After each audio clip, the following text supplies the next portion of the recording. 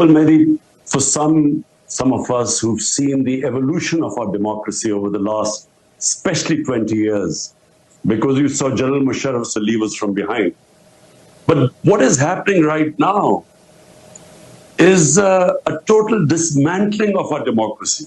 It's not a question of what is happening to my party or to me, or these 170 cases and so on, or whether I'm in jail or these are not one but two assassinations.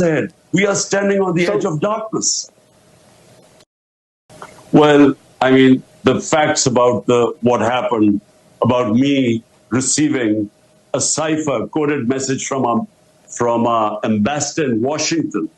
This is all I want the US to do is their professed aims of so-called Western values of democracy, rule of law, human rights.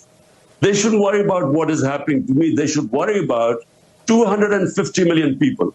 The whole democratic structure is swept by my party, despite the total support of jail if they renounce being part of my party.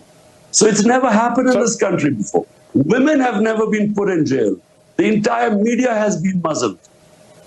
Just to correct you, I was abducted by the Rangers from within the court.